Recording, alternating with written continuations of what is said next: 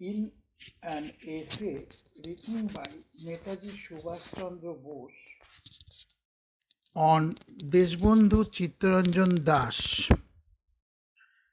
in 1926, I do not think that among the Hindu leaders of India, Islam had a greater friend than in Deshbandhu. Hinduism was extremely dear to his heart. He could even lay down his life for his religion, but at the same time, he was absolutely free from dogmatism of any kind. That explains how it was possible for him to love Islam.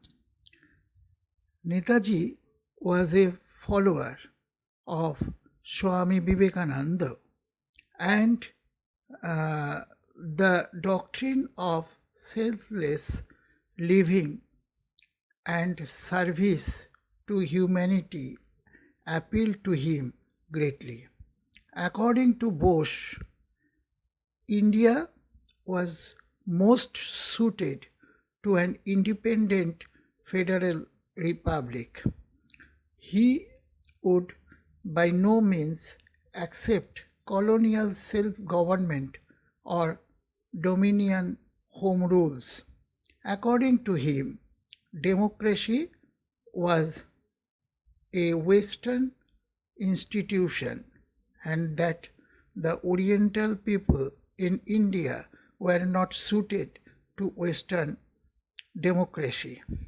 As Swami Vivekananda said that in India, princely states, there were rules, laws and processes of implementation, but the general people had no access to those and were totally ignorant of the system of government. That is why Bose was extremely focused on making his people understand all the implementations of liberty correctly. Democracy in India cannot flourish without the flourishing of democratic institutions and practices. The democratization of society was as important to Bose as political democracy itself.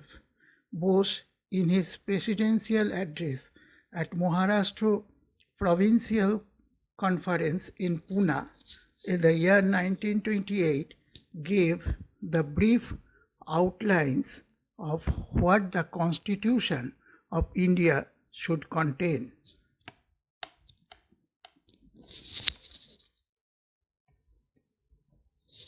Number 1. Constitution should guarantee national sovereignty, that is sovereignty of the people. The Constitution, number 2, the Constitution will be prepared by a Declaration of Rights which will guarantee the elementary rights of citizens. Number 3, there should be a system of joint electorate. Separate electorates are contrary to the doctrines of nationalism. Bose laid emphasis on planning and economic reconstruction in his presidential address at Haripura Congress in 1938.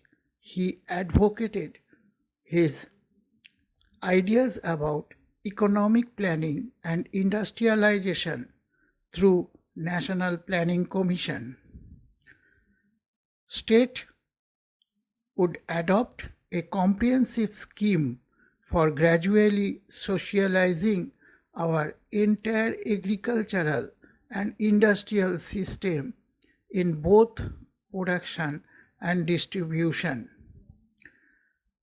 He said the problem of giving to our starving millions, the problem of clothing and educating them, the problem of improving the health and physique of the nation, all these problems cannot be solved so long India remains in bondage. To think of economic improvement and individual development is free politically, is to put the cart before the horse. He wanted to transform agriculture and modernize it by replacing human being with machines and industrialization similar to that of Soviet Russia.